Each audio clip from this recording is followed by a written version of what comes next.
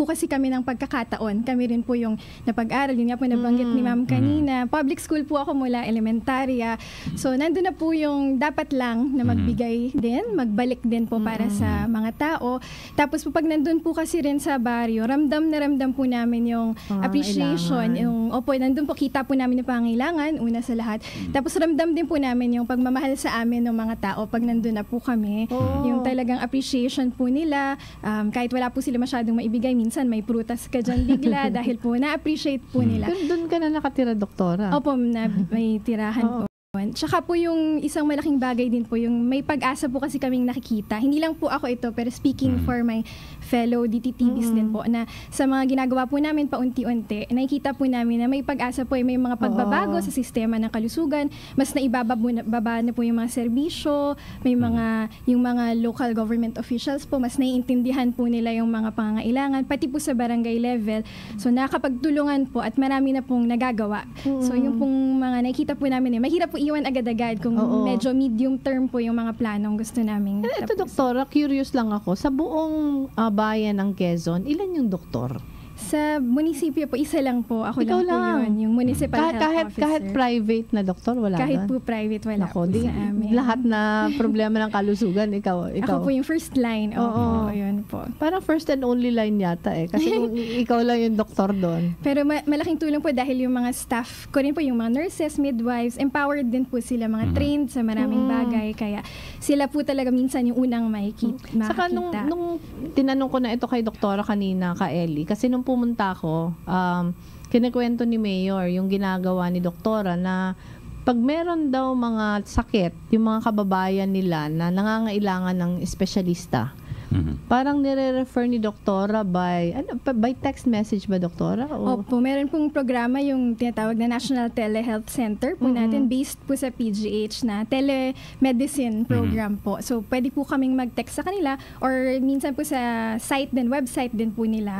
Tapos may sasagot po sa amin na mga specialista po galing sa Philippine General Hospital. Kasi ganito, ka Ellie, napakahirap maghanap ng espesyalista, lalo na pag napakalayo ng lugar. Tama. Kaya isipin mo, buong bayan, iisa yung doktor. At napakabata pa.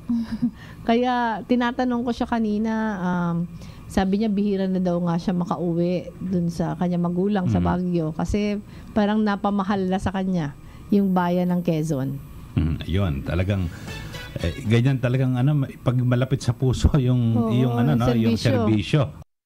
Pero may 'di ba may mga nababalita, yung mga doktor sa baryo, yung may mga sinasalbahe o naman. Ikaw hindi ka ba natatakot sa ganun?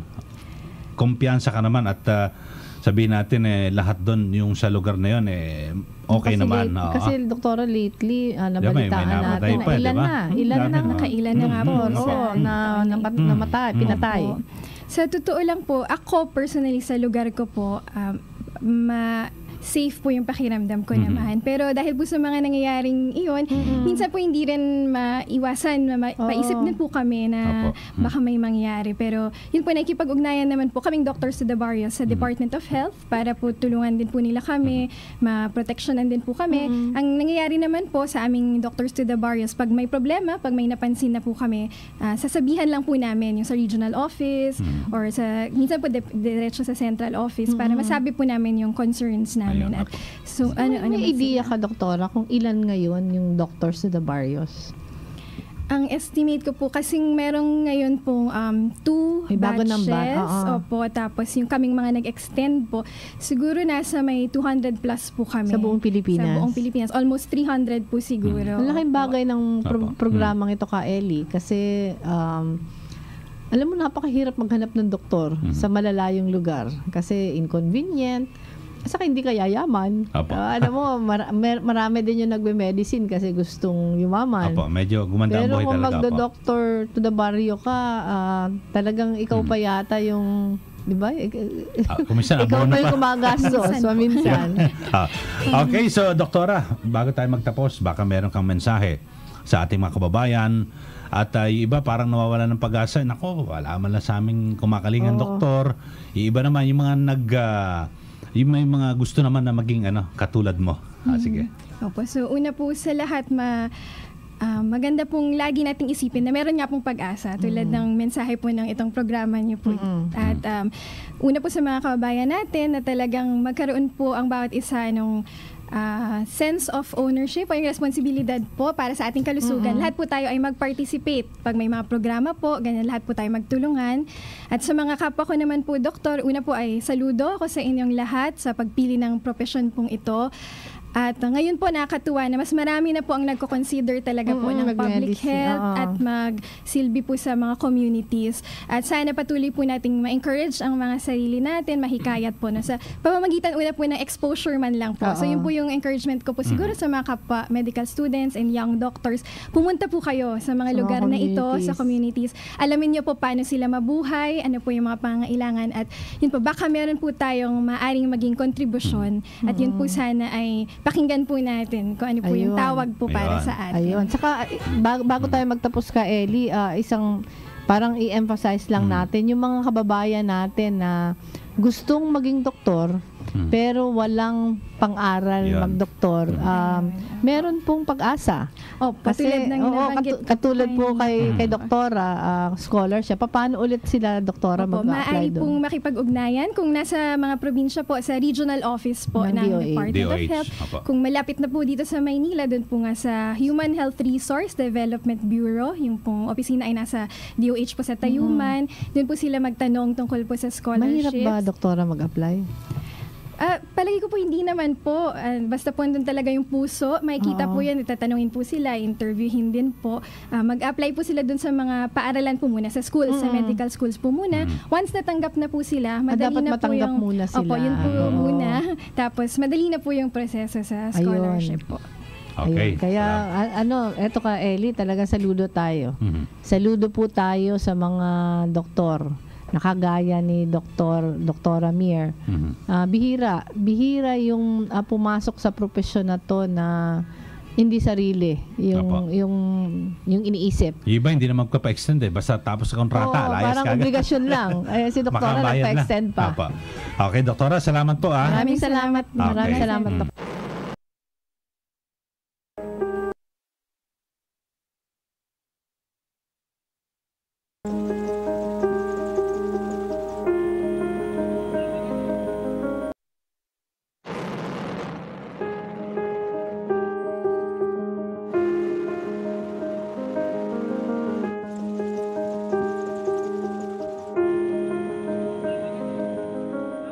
Sa nagdaang taon, nag-ikot si VP Leni Robredo sa buong bansa para pakinggan ang ating mga kababayan, alamin ang kanilang mga pangailangan at iugnay sila sa mga nais tumulong.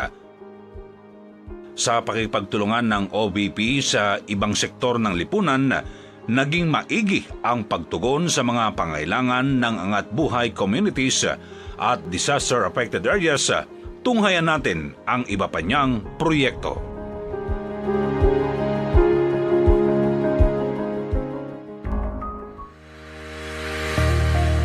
Kasabay ng pag-ikot ni VP Leni sa mga probinsya, binisita rin niya ang mga pinakamahihirap na syudad sa Metro Manila.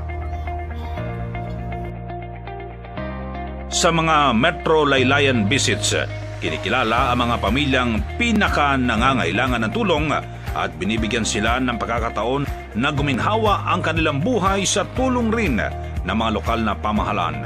Nakapagsagawa ang OVP ng mga medical at dental assistance, legal assistance para sa mga pamilyang nasa laylayan.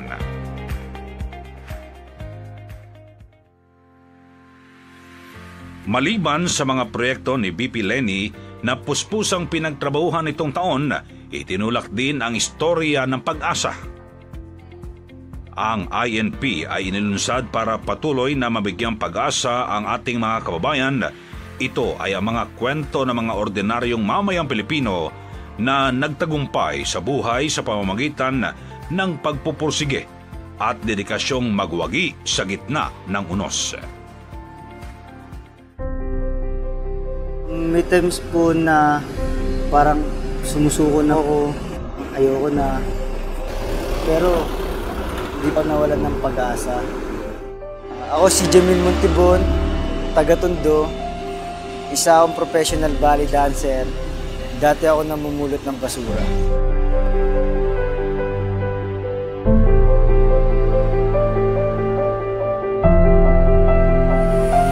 Siguro pag isipin ko yung buhay ko dati, walang-wala talaga. Pagising sa umaga, mangolekta ng basura, kukuha ka ng mga plastic bottles, cans, at ano pa, basta maibibenta. Di mo na inisip yung sobrang init, o umulan man. Basta ang importante po kasi doon yung makakain ka. Wala po talaga akong idea kung ano yung Valley. Nung grade 6 po ako sa Philippine Christian Trust Foundation, may graduation program. Hindi ko po alam na lahat pala kami kasama sa scholar na kukunin ni Ma'am Lisa makuha. Umalis po ako dati sa BM. Mga 1 year din po ata akong hindi nagbaling. Nilapitan po ako nun mga Bali family po. Lahat po sila, lagi nila akong sinasabihan na, Jamil, balikan mo yung buhay mo dati. Tsaka nandito lang kami, tutulungan ka namin. Ginat ko po nun si Ma'am Lisa. Sabi ko, Ma'am Lisa, pwede po ba akong bumalik sa bahay? Tapos po, mga ilang minuto lang po, nag-reply agad si Ma'am Lisa sa akin na, Jamil, ano ka ba? Welcome na welcome ka dito sa Bali, Manila. Bumalik ka dito. Yan po, company member na ako sa Bali, Manila. Nakapag-compete na po kami sa ibang bansa, sa Hong Kong. Tapos nag-show po kami sa Korea. Ako po yung breadwinner sa family namin. Yung buhay po namin yun, hindi na tulad dati na di mo alam kung anong oras kayo makakain, kung makakain ba kayo. Sobrang saya. Dati po, nakatira ako sa squatter area. Ngayon, nag-rent po ako ng bahay na malapit sa lugar namin.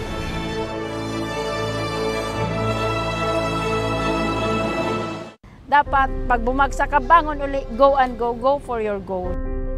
Ako po, si Judge Abby A. Sorbito Alba, taga Milagros Masbate, presiding judge ng Daraga Albay, dating janitress.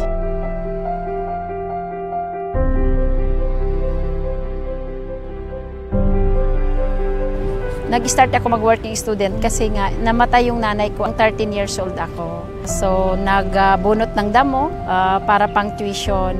Palipat-lipat ako sa mga teacher pag sa weekend naglalabada ako. Nung nakagraduate na ako sa high school, yung principal namin, si Mrs. Felicita M. Sapra, nakita niya na mayroong wanted working student sa Ago Medical and Educational Center. Pagdating niya doon, sabi niya, oh Abby, meron gusto ko mag-aral sa Legazpi, mag-apply ka. With 50 pesos, sumakay po ako sa boat from Masbate to Legazpi City. Dumating po ako gabi na, kaya natulog na lang po ako sa terminal. Awa ng Diyos, nakapasok naman. I have to work for my board and lodging kasi nag-graduate naman ako ng high school na valedictorian, so libre ako sa tuition. So yun ang pinagtrabahoan ko as a janitress. Actually gusto ko nang umuwi sa amin, sabi ko parang hindi ko na kaya. Kasi syempre magtatrabaho ka, mag-aaral ka. Habang nasa korte ako as court stenographer, nag-enroll rin ako sa College of Law paggabi. Pumasa ako sa bar. 11 years ako naging stenographer, then 5 years ako naging clerk of court. Nag-apply ako as judge. So yun, na-appoint nga ako na judge sa Daraga. Of course, noon, hindi naman importante sa akin ang pera. Ang gusto ko lang yung makatapos. Ang pangarap ko lang noon, makabili ng plancha. Talaga, yung pang-plancha sa damit ba? Para pag nag-opisina, huwag kang hinaan ng loob. Sabi nga, matira ang matibay. Never mind if others do not believe in you, as long as you don't lose faith in yourself. You know, the story of Istorya ng Pag-asa started right here at the Ayala Museum exactly 1 year ago today.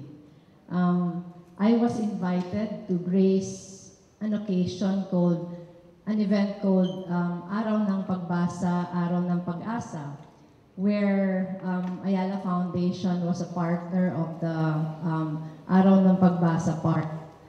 The event also featured inspiring stories of ordinary people who have undergone tremendous challenges but have emerged triumphant. During that event, naalala niyo naman siya, di ba? Our Rio Olympic star, Heidelin Diaz, was right here on stage and talked about the struggles she underwent before she was able to give our first medal from a Filipina athlete. I remember Heidelin relaying to us her story of struggles and how her determination to succeed and to excel allowed her to carry the Philippine flag and give honor to it. I remember during that same event, I also met Nanay Lorna.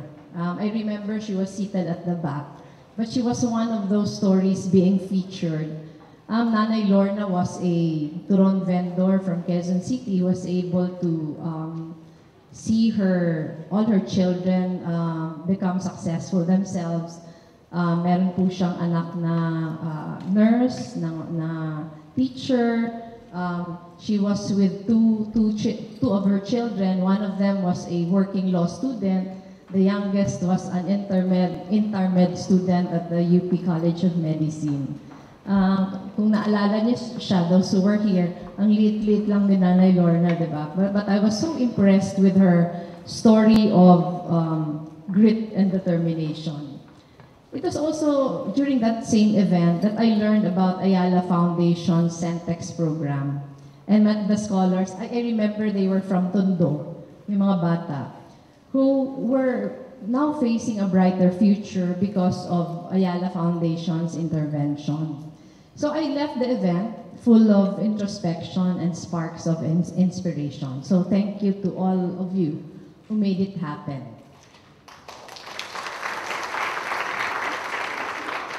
And shortly after that event, I was invited to another event, totally unrelated, organized by millennials. And the event was called Let's Change the Conversation. I went there not knowing what to expect. But while I was attending the event already, the young people who were organizing the event told me that the event happened because they were getting sick and frustrated with all the negativity, the anger, the divisiveness that they see on social media. And they wanted to explore what they can do together to change the conversation. I told some of you that I left that second event ashamed of myself. I was then at the receiving end, hanggang naman ngayon, at the receiving end of so much trolling and so much bashing on social media. I was forever complaining, but I wasn't doing anything about it. And the millennials who invited me to their Let's Change the Conversation event taught me many lessons. Yung una doon, yung una doon that we as a people and as a nation cannot wait for things to get better. We should do something about all the things that we're complaining of. I went home, sabi ko, talong-talo pa ako, nakakahiya ako. Talong-talo pa ako ng mga kabataan because they already started doing about all the things that we have been complaining about. So when I went home, I thought of the historian, I thought of the event here, yung araw ng pagbasa and araw ng pag-asa. And then I thought, bakit hindi na lang bakit kaya hindi kami pwedeng gumawa ng something like it? So we decided to ask the original organizers if we can adopt at least the pag-asa part. So we were given permission to use the pag-asa part, so Istorya ng Pag-asa was born. And when we conceptualized Istorya ng Pag-asa, we immediately buckled down to work. We invited stakeholders to partner with us, and then we already decided to launch it in many parts of the Philippines. We targeted the key cities in the Philippines. So ayun, ano na kaagad? Planning kung saan dadalhin. We went to, I remember Cagayan de Oro at first. We went to Negros Oriental. In Negros Oriental, we had 2 launches. One was in Silliman University because Silliman is one of our partners. Another was in a town called Manhuyot in Negros Oriental because one of the leaders there also want to have their own version of Istorya ng Pag-asa. We also went to Baguio, and the launch in Baguio was in partnership with the University of the Cordilleras, one of the bigger universities in Baguio.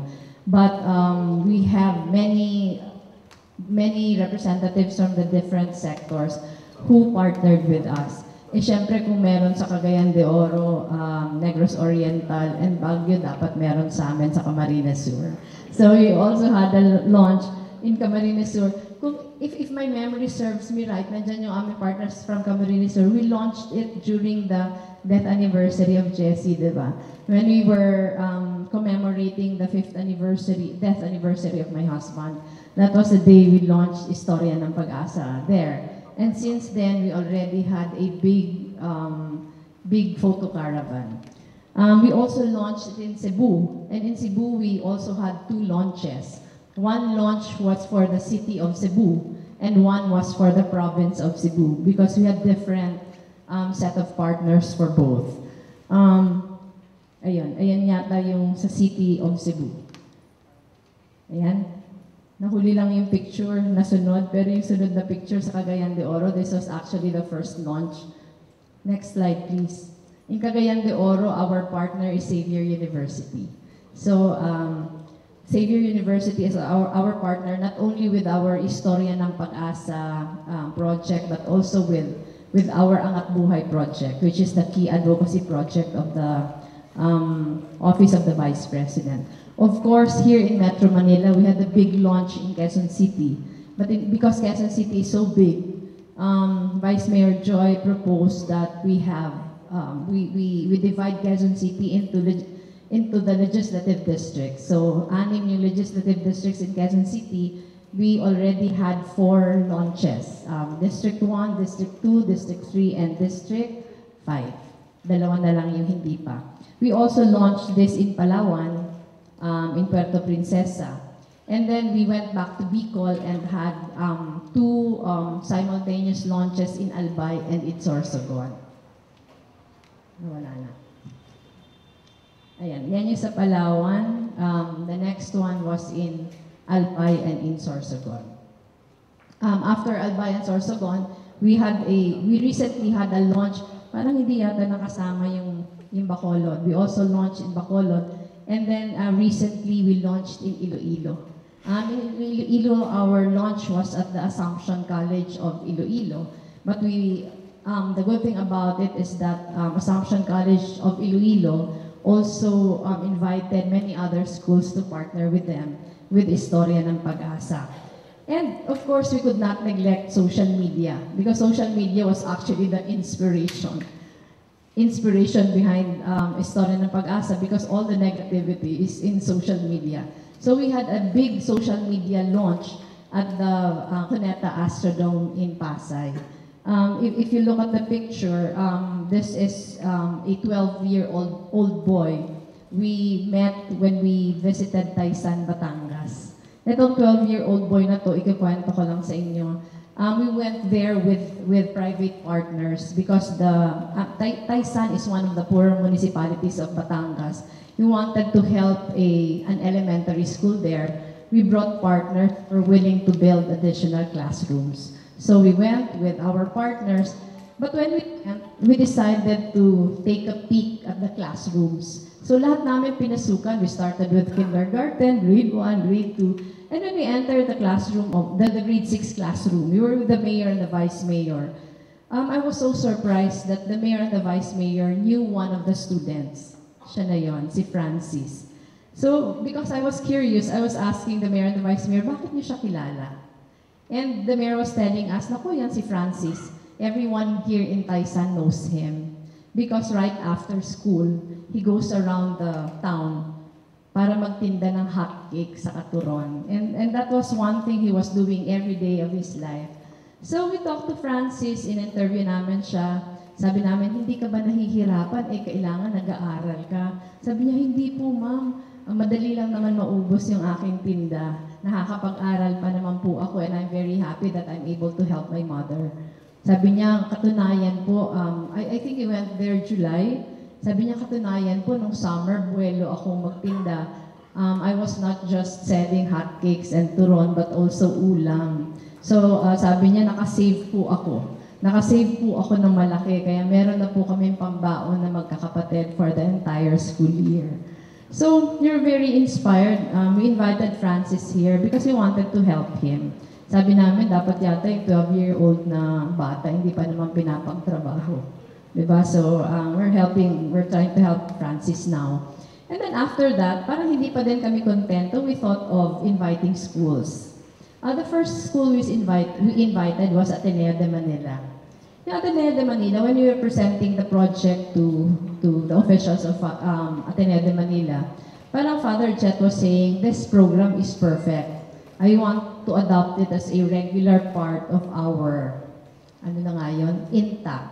Hindi ko alam kung sino dito yung Atenista, but apparently Ateneo has a course for a required course for freshman college students called Intact. It's actually an immersion to Ateneo culture, and students are required to do community work. Pero sabi niya, they go to communities, but there is no expected output. So with Istorya ng Pag-asa, that can be one of the outputs that can be asked from the students. So we had a launch at the Ateneo already with Father Jet and all the other officials who were there. And of course, if there is Ateneo, dapat nandyan din yung Lasal. Kung hindi na tayo babatiin ni Brother Armin. Kasi kung in-adapt namin yung araw ng Pag-asa part, Brother Armin was the one who adopted araw ng Pagbasa part. In fact, as I'm speaking before you, Brother Armin is also launching araw ng Pagbasa in San Andres. So yun, I presented the program to Brother Armin, and Brother Armin was the one who suggested to involve all the Lasal sites all over the country. And the first one we went to, yung picture before, the first one we went to, that was in Bacolod, at the University of St. Lasal in Bacolod. We already launched there. And we're planning a bigger launch involving the Lasal schools here in Metro Manila. We also invited some universities. We already talked to PUP. I don't know if a representative of PUP is already here, but they said they're coming. PUP also plans to partner with us and involve all the PUP sites all over the country. I already presented this also to Eastern University. So kapamilya niyo si Gigi sa Kasingana. In fact, when I presented the program to Ghana, I was volunteering. We will launch first in East. It's in FFU pa kami muna. But third launch, we will charge inviting all other schools in the university belt. So we already had near and Miriam also having its on. Di namin kausap yung universities pero we also invite USS to be part. But you know, as we were going around one of the realizations was that Philippines is so rich with story ng pagsasa, story of pakakita. And was earlier. Just need to open our eyes. All stories of hope. Sobrang dami namin ito. Nakwento there is no time, but I hope later on we would an opportunity to share this story of hope. Meron yung there is right outside. Na yung photo sa ba. And then because we're able to collect so many stories already. Sa namin want to bring it once higher. We were thinking how we do it. And then we across at the time when we foundation also had similar program. Yung ET program. Yung mag-teach people the foundation committee. Become heroes in the own. So very similar siya. as a hero, pero para foundation is still the community. It does not require you to become a hero. So, parang the theory realize the strength of program lies in collaboration, lies in partnerships, involving many different stakeholders, who all work together to connect this scope. Tapos bigla plan is one year yung area pag-aka. And we tend to do it again at Z. Sabi na parang it feels right to para commemorate it for here. Kung alam na Z. So I requested an appointment with Aza.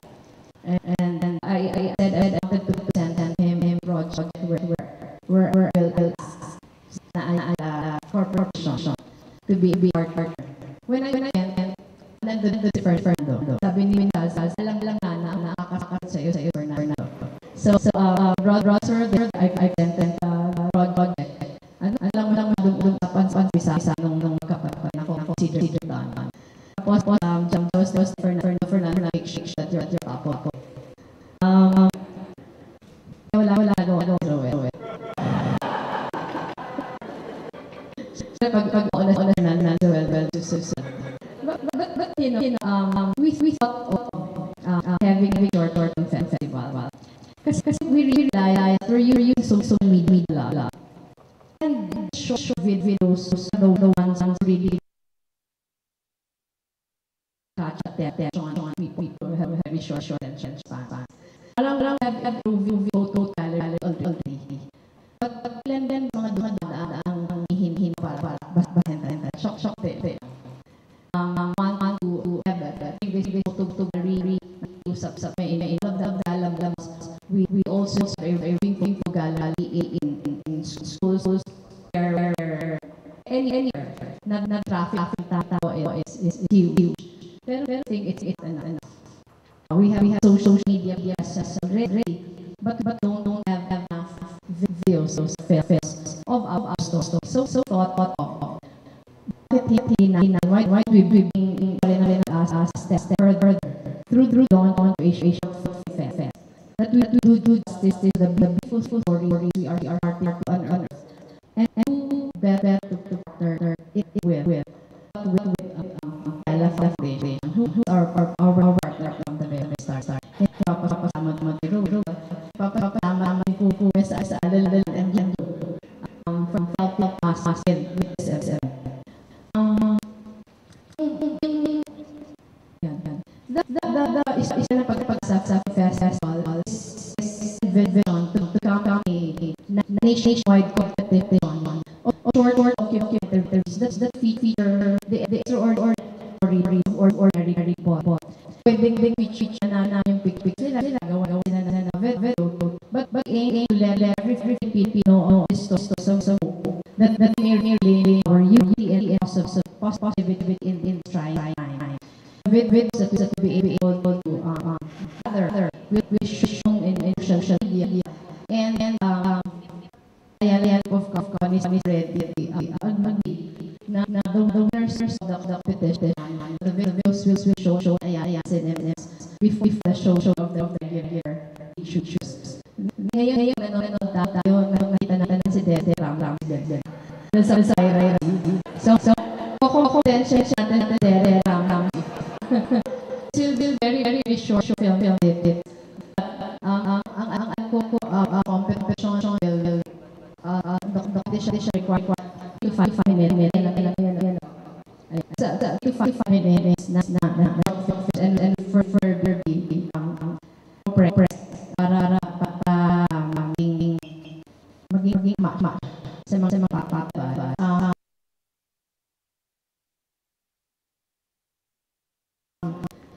There of 3 will be on February 25. Already to have school classes and so what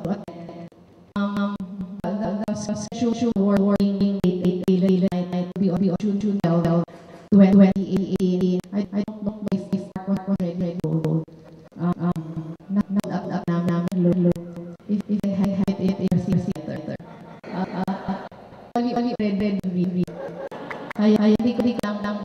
pero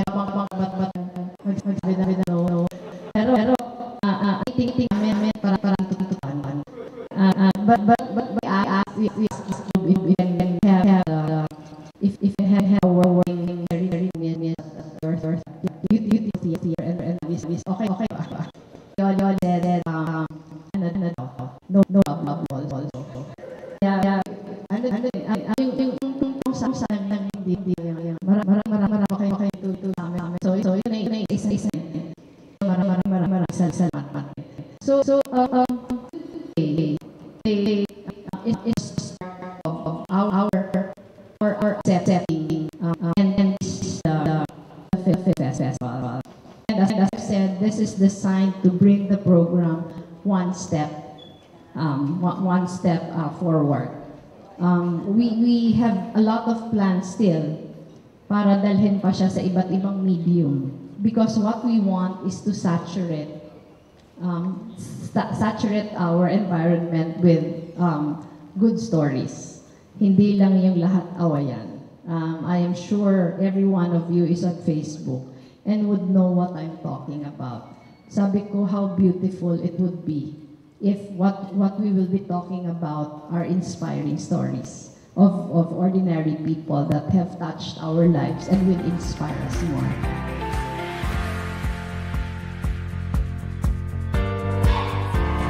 Habang may buhay, may pag-asa.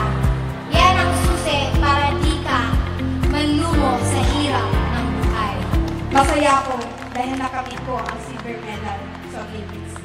Umiyak ako dahil na-realize ko, narating ko ang aking pangarap.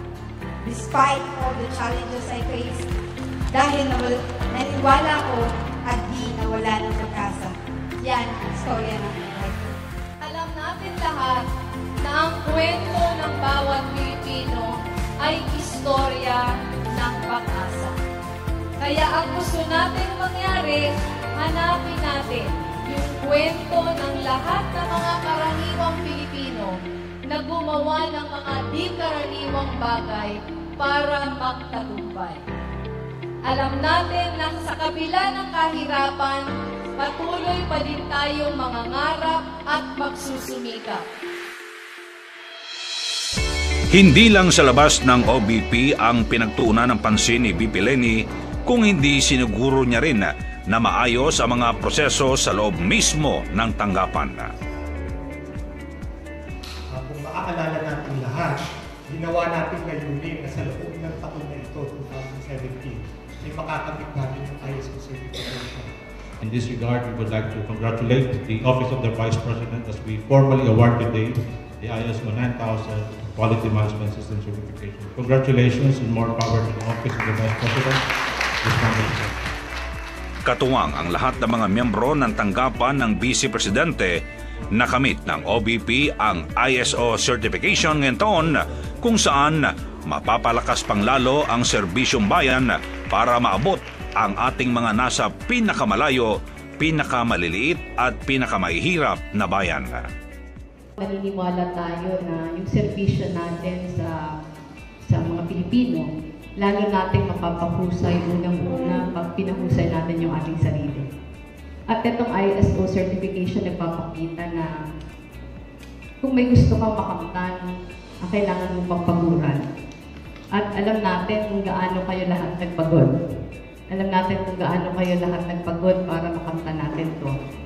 Ngayong taon, nakamtan natin yung ating aspiration na magkaroon ng ISO certification, pero sa susunod na taon, yung aspiration natin patuloy na paghusayin at patuloy na makamtan yung consistency sa ating serbisyo. Parang exclamation point ito sa magandang taon para sa atin. Sa darating na bagong taon, isang kabanata na naman ang bubunuin ng OBP sa pamumuno ni VP Leni.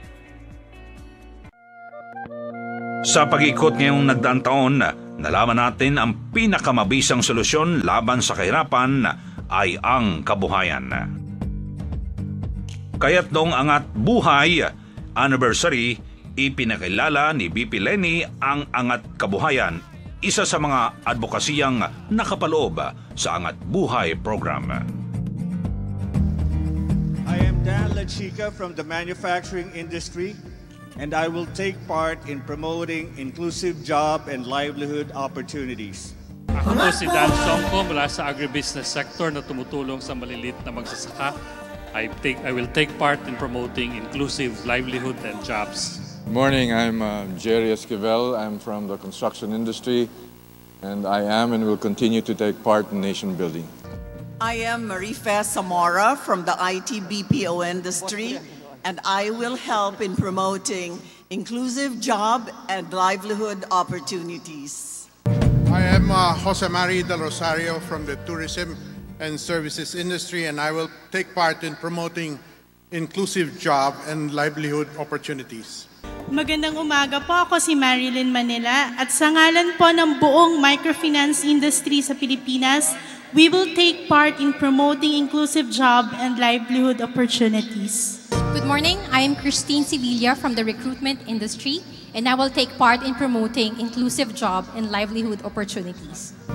I am Gretel Hapilano from training and development industry, and I will take part in promoting inclusive jobs and livelihood opportunities. I am Lenny Robredo, Vice President of the Philippines. I will take part in promoting inclusive job and livelihood opportunities.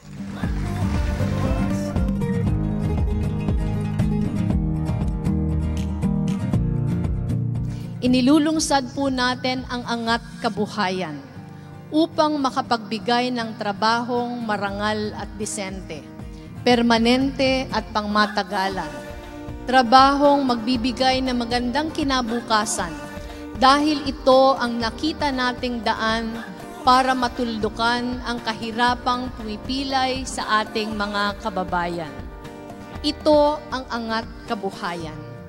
Ito po ang programa natin para masigurong ang bawat pamilyang Pilipino ay makakaahon sa kahirapan. Posible po ang lahat ng ito dahil sa kapangyarihan ng ating pagbabayanihan. Sa ating pagkakapit-bisig, magagawa po nating posible ang lahat ng imposible.